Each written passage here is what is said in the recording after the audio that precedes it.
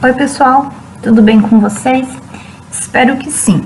Gente, na nossa aula de hoje a gente vai continuar o assunto do sistema nervoso. Então na aula passada a gente viu a videoaula sobre o sistema nervoso e a gente percebeu que ele é extremamente importante para o funcionamento do nosso organismo e para o desenvolvimento do nosso organismo, né? Sem ele a gente não conseguiria nada, certo? Só que na aula passada foi só uma introdução, ainda faltou a gente abordar alguns temas do sistema nervoso, que a gente vai continuar hoje, certo? Então, o sistema nervoso, ele se classifica em dois tipos, o sistema nervoso central e o sistema nervoso periférico, que é o que a gente vai ver hoje, tá bom? Então, vamos acompanhar. Vamos iniciar com o sistema nervoso central. O que é o sistema nervoso central? Gente, o sistema nervoso central é a parte do nosso sistema nervoso em que se enquadra o encéfalo e a nossa medula espinal, certo? Então, essa parte do nosso encéfalo e da medula espinal formam o nosso sistema nervoso central, né? Como se fosse o centro do nosso organismo. É ali onde é dali que partem todos os comandos do nosso corpo.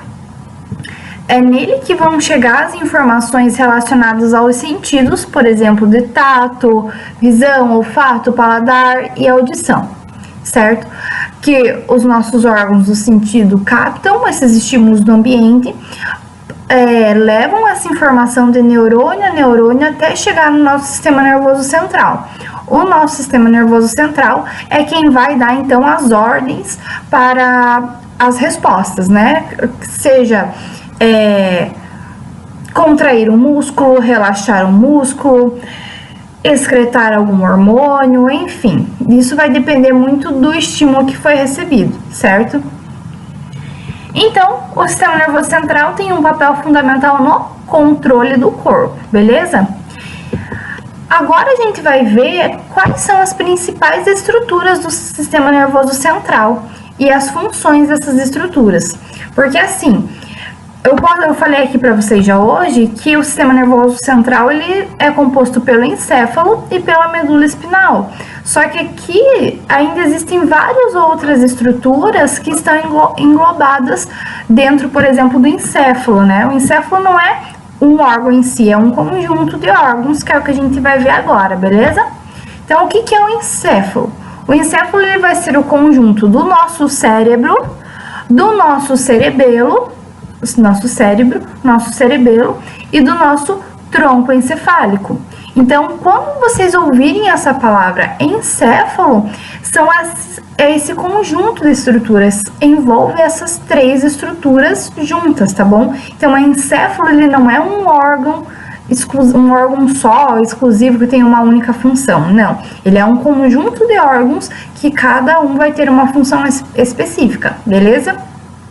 E o nosso encéfalo é uma parte muito importante do nosso corpo, né? Como eu já falei, é dali onde parte todos os comandos do nosso corpo. Então, ele tem que ser muito protegido. Por isso que o nosso encéfalo está dentro do crânio, porque o crânio ele serve para proteger o nosso encéfalo. Então, o crânio é como se fosse um capacete, né? Que vai proteger ali o nosso encéfalo, por mais que a gente sofra choques mecânicos, bata a cabeça, o nosso crânio, por ser um osso rígido, ele vai proteger ali o nosso encéfalo. Claro, né? Dependendo da batida, né? Tem alguns choques mecânicos que são extremamente fortes, extremamente graves, que podem causar danos sérios no nosso encéfalo, né? Eu tô falando de uma batidinha de leve, né? Coisas assim do cotidiano, certo? Além disso, as meninges também servem para proteger o nosso encéfalo. As meninges são três membranas que protegem o nosso cérebro, tá? Então, quando vocês ouvirem falar em meninges, são membranas ali que ficam por dentro do crânio, tá bom? E agora, então, a gente falou que o encéfalo ele é composto por três estruturas, né? O cérebro, o cerebelo e o tronco encefálico. Então, a gente vai ver agora cada um desses cada uma dessas estruturas. Então, o cérebro, gente, o cérebro ele é o órgão mais volumoso que tem no nosso corpo humano. E ele é dividido em dois setores, né? O córtex cerebral e a medula cerebral. O córtex cerebral, ele vai ser a parte mais externa aqui do cérebro, tá? A que fica mais para fora. E ele é constituído por massa cinzenta. Essa parte mais externa do cérebro, ele é responsável pela nossa memória, pela nossa inteligência e pela nossa consciência. Então, quando uma pessoa tem um problema de memória, por exemplo, um Alzheimer, o problema dela vai estar aqui no córtex cerebral, que é o local responsável pela memória, né? A inteligência, quando uma pessoa tem déficit de atenção, tem problemas na aprendizagem, isso tudo também vai estar relacionado aqui no córtex cerebral, beleza? E aí nós temos também a medula cerebral. A medula cerebral, ela fica na parte mais interna do cérebro e ela é composta por massa branca. É nessa estrutura, nessa parte do cérebro, onde vai estar os neurônios com os seus axônios conectados uns nos outros e mandando então as mensagens de estímulos e respostas, tanto para o cérebro quanto para os membros do corpo, né, para exercer as respostas, beleza? E não sei se vocês já perceberam, mas o nosso cérebro, ele é dividido no meio, ó, vocês estão vendo? Ele tem a parte direita e a parte esquerda, tá? E esses dois lados, eles vão ser responsáveis por coisas diferentes. Por exemplo, o lado direito do cérebro, ele vai ser responsável pelas escolhas emocionais e criativas. Então, quando você vai precisar fazer uma atividade de criatividade, a professora te pediu para fazer uma história em quadrinhos, criar alguma coisa, você vai ter que usar muito mais o seu lado direito do cérebro, né? Você vai ter que ter essa parte da criatividade. E o lado esquerdo, ele é responsável pelas decisões mais racionais, mais lógicas, por exemplo, a matemática, né, que envolve muita lógica, decisões racionais, onde você tem que seguir a razão e não tanto a emoção, então é o lado esquerdo. E um detalhe, gente, o lado direito do cérebro, ele comanda o lado esquerdo. E o lado esquerdo do cérebro comanda o lado direito. Beleza?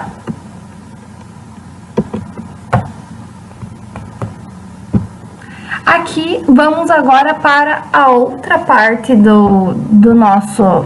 Outra estrutura que compõe o nosso sistema nervoso central, que é o hipotálamo. Essa parte aqui, vejam bem no centro aqui da nossa cabeça, né? Bem aqui no meio, é o hipotálamo, esse roxinho. O hipotálamo, ele é uma estrutura muito, muito importante. Ele é responsável por várias coisas no nosso corpo. Por exemplo, pelo controle de temperatura do nosso corpo, fazer com que o nosso corpo não ultrapasse lá os 36 graus Celsius, certo?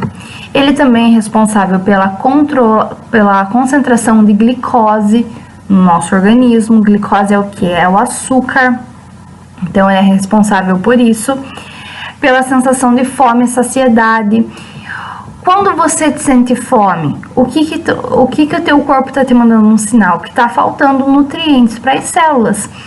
Então, as células vão estar necessitando de nutrientes e vão mandar uma mensagem para o sistema nervoso central, que é o seguinte: não temos mais nutrientes. Aí o hipotálamo começa a trabalhar nisso, começa a gerar uma resposta, que é fazer o teu organismo sentir fome, porque quando a gente sente fome, a gente vai e se alimenta, e se alimentando a gente vai conseguir os nutrientes, certo? Só que a gente não pode ficar se alimentando um dia inteiro em seguida, né? A gente tem que se alimentar um pouco e parar. Então, é o hipotálamo também que, quando saciou ali, ou já elevou os níveis de nutrientes, de glicose e tudo mais que precisava, ele dá a sensação de saciedade para o teu organismo, né? Para você parar de comer naquele momento. Então, é tudo aqui no hipotálamo.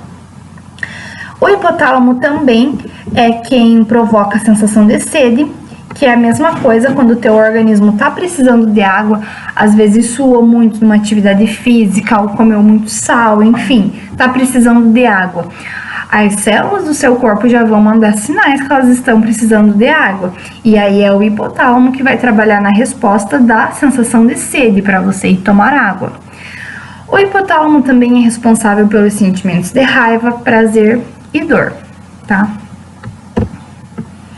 Agora vamos falar sobre o cerebelo. O cerebelo é essa estrutura aqui, ó. Ela fica localizada na parte posterior, né? Ou seja, atrás da sua cabeça e abaixo do cérebro. E ela também fica atrás aqui do tronco encefálico. Então, aqui tá o tronco encefálico, ela fica aqui por trás. No cerebelo, existe tanto a substância cinzenta quanto a substância branca. E ele é responsável por coordenar o movimento dos músculos e por controlar o equilíbrio e a postura. E o tronco encefálico? O tronco encefálico é essa estrutura aqui, ó. Tá? Essa estrutura aqui é o tronco encefálico, ó. Essa estrutura aqui. Ela é responsável por atividades que são extremamente importantes para o nosso organismo, ou seja, que são vitais. Se não funcionarem, a gente morre. E são involuntárias, ou seja, a gente não precisa ficar pensando para aquilo acontecer, né? Aqui, vou voltar um pouquinho. No cerebelo, ele é responsável por coordenar movimentos dos músculos. Quando você quer movimentar um músculo, você pensa, né? Você pensa, eu preciso alcançar aquele objeto. Então, o seu corpo manda sinal para o seu sistema nervoso central, que manda uma resposta para os seus músculos da mão, do braço contraírem e você pegar aquele objeto, entenderam? Então, isso você pensou para acontecer, então é um movimento voluntário. Agora, essas atividades vitais, elas não... Seria muito inconveniente se elas fossem voluntárias, porque qualquer pessoa ela poderia morrer só por ter esquecido de respirar, por exemplo, ou de fazer o seu coração bater. Então, essas coisas, esses órgãos que são vitais, eles precisam, né, ter uma movimentação involuntária. Então, quem manda esses estímulos para bater o seu coração, para você respirar, é lá do tronco encefálico que manda esses estímulos para seu coração bater, para os seus pulmões inflarem ou inflarem ou exalarem o ar, né, na inspiração e expiração. Também é responsável pela tosse, né? A tosse não é uma coisa voluntária, a não ser que você esteja fingindo que tá tossindo, mas normalmente quando você tá com muita tosse e quer parar de tossir, você não consegue, porque é um movimento involuntário. Vômito e espirro, a mesma coisa. E detalhe, gente, o tronco encefálico, ele tá ligado na medula espinal. Então, do tronco encefálico vai partir a medula espinal, que é o que a gente vai falar agora. Vocês podem ouvir falar em medula espinal e espinhal, tá? É a mesma coisa. Então, quem é a medula espinal? A medula espinal, ela vai ser aquela que vai estar guardadinha aqui dentro das nossas vértebras, na nossa coluna vertebral. As vértebras também servem para proteger a nossa medula espinal, porque, gente, a nossa medula espinhal, ela é uma continuação do nosso cérebro, tá? É como se fosse uma continuação.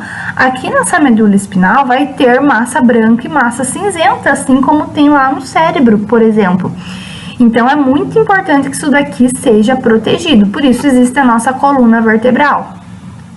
E vocês sabem, né? Qualquer dano aqui na coluna vertebral, se for um dano muito forte, pode gerar paralisia, né? A pessoa pode ficar paraplégica ou tetraplégica, de tão grave que é. Por quê?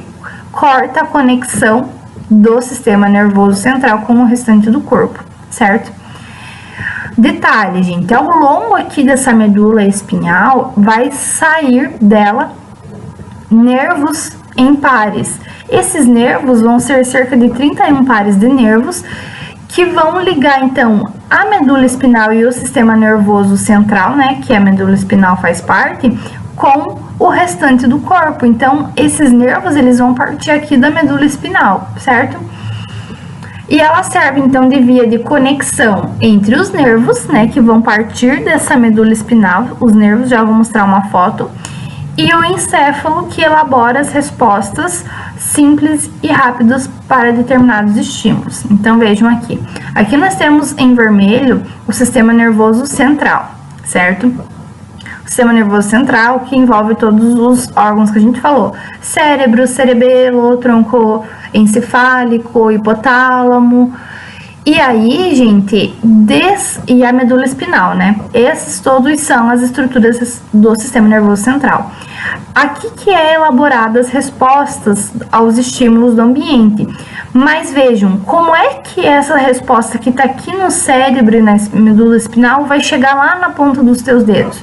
Então, da medula espinal vão sair esses pares de nervos, estão vendo aqui que são esses azuis, que vão estar carregando, então, essas respostas, certo? E esses nervos aqui, eles fazem parte, então, do sistema nervoso periférico, que é o outro tipo lá de sistema nervoso que a gente vai trabalhar hoje. Então, o sistema nervoso periférico, ele vai ser formado por esses nervos e por gânglios nervosos que estão dispostos aí pelo meio por todo o nosso corpo, tá? A função desses nervos é ligar, então, todos os membros do corpo ao nosso sistema nervoso central, que é de lá que partem as respostas aos estímulos, certo? E o sistema nervoso periférico, ele é dividido em dois tipos, o sistema nervoso voluntário e o autônomo. O sistema nervoso voluntário é quando os nervos chegam aos músculos estriados, que é esses músculos do nosso corpo, como o músculo do braço, o músculo da mão, da face, da perna, enfim, e faz com que eles se movimentem, tá? Esses movimentos, eles são voluntários. Como a gente já conversou, voluntários é quando você pensa para aquilo acontecer.